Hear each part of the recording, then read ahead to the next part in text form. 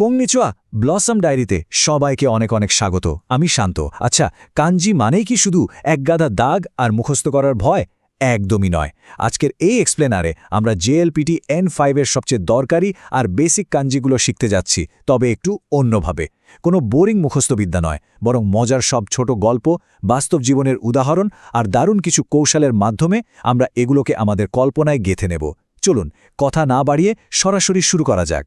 আজকের এই পুরো লেসেনটাকে আমরা খুব সহজে 5টি ভাগে সাজিয়েছি।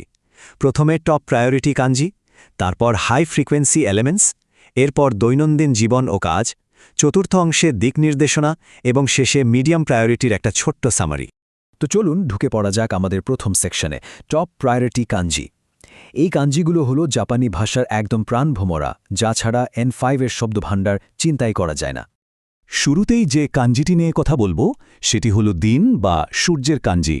এর জাপানি উচ্চারণ হলো হি আর চীনা উচ্চারণ হলো নিচি।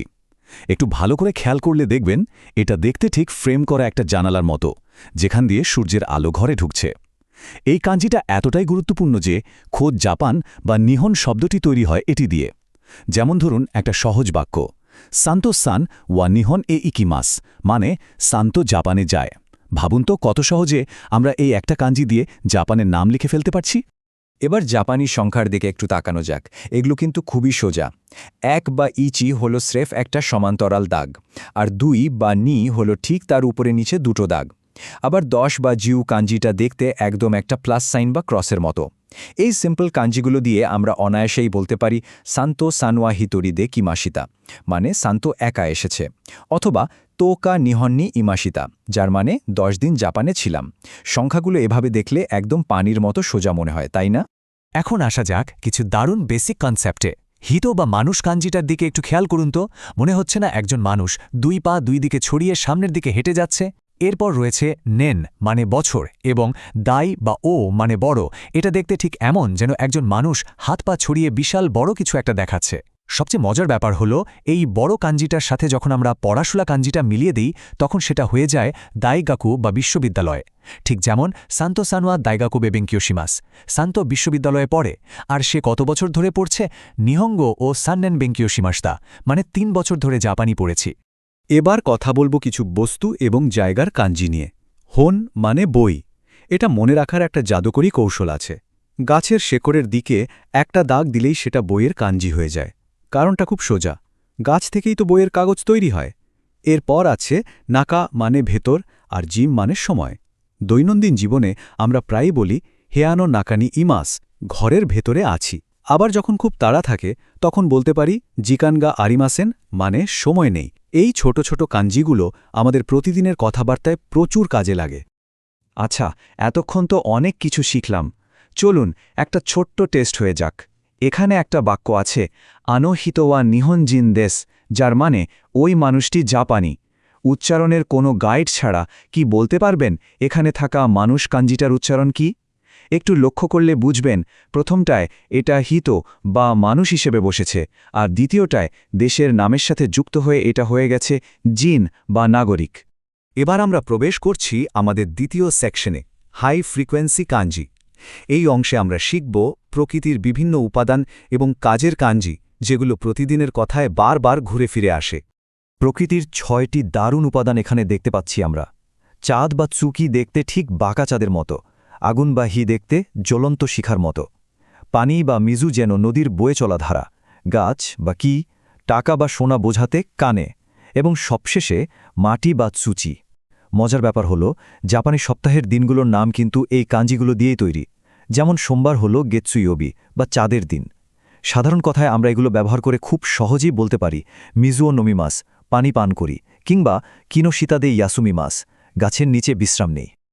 আগের স্লাইডের প্রাকৃতিক উপাদানগুলোর সাথে যদি আমরা এই অ্যাকশন কাঞ্জিগুলো জুড়ে দিই, তাহলে কিন্তু আমাদের সারাদিনের রুটিন তৈরি হয়ে যায়। এখানে আছে গাকু মানে পড়াশোনা, ইকু মানে যাওয়া, তাবে মানে খাওয়া, এবং দেন মানে বিদ্যুৎ। এগুলো দিয়ে আমরা বলতে পারি মাইনিচি গাক্কোয়ে ইকিমাস, প্রতিদিন স্কুলে যায়, অথবা গোহান ও তাবেমাস, ভাত খাই। আর কোথাও যাওয়ার ক্ষেত্রে দেনশানি নরিমাস, অর্থাৎ বিদ্যুৎ চালিত ট্রেনে উঠি। খেয়াল করে দেখুন কয়েকটা কাঞ্জি মিলে কিভাবে আমাদের জীবনের প্রতিদিনকার গল্প বলে দিচ্ছে। আমরা এখন তৃতীয় ধাপে চলে এসেছি, যার নাম ডেইলি ইউজ কাঞ্জি। প্রতিদিন আমরা যেসব জায়গায় যাই বা যেসব রুটিন ফলো করি সেগুলোই শিখব এখানে। একটু কল্পনা করুন তো আপনার সারাদিনের রুটিনটার কথা। শুরুতেই আসে সকাল বা আসা গোহান ও তাবেমাস, সকালে খাবার খাই। এরপর আমি বা ওয়াতাশিও সান্তোদেস, আমি শান্ত। দিনের বেলায় আমরা তোমোদাচিনি আইমাস, বন্ধুর সাথে দেখা করি, অথবা কাইসাদে হাতারাকিমাস, কোম্পানিতে কাজ করি। আর দিন শেষে ইয়োরু বেনকিওশিমাস, রাতে পড়ি, এবং কাইরিমাস, বাসায় ফিরে যাই। রুটিনের এই গল্পের সাথে মিলিয়ে পড়লে কাঞ্জি মনে রাখা একদম জলভাত হয়ে যায়। জাপানে চলাফেরা করা বা কাউকে রাস্তা চিনিয়ে দেওয়ার জন্য দিক নির্দেশনা জানাটা ভীষণ জরুরি। তাই আমাদের চতুর্থ সেকশনটি সাজানো হয়েছে 4 দিকের কাঞ্জি নিয়ে: পূর্ব, পশ্চিম, দক্ষিণ এবং উত্তর দিক। এদের মধ্যে সবচেয়ে ইন্টারেস্টিং হল পূর্ব বা হিগাসি এর কাঞ্জি। একটু ভালোভাবে লক্ষ্য করলে দেখবেন একটা গাছের কাঞ্জির ঠিক মাঝখানে একটা সূর্যের কাঞ্জি উকি দিচ্ছে, ঠিক যেন গাছের পেছন থেকে পূর্ব দিকে সূর্য উঠছে। এরপর নিশি মানে পশ্চিম, মিনামি মানে দক্ষিণ এবং কিতা মানে উত্তর। এগুলো দিয়ে খুব সহজে বলা যায় হিগাসি ইকিমাস, পূর্বে যাই, অথবা কিতাওয়া সামইদেশ, উত্তরে ঠান্ডা। আবার কেউ দক্ষিণের দেশ থেকে এলে বলতে পারে মিনামিনো কুনিদেশ।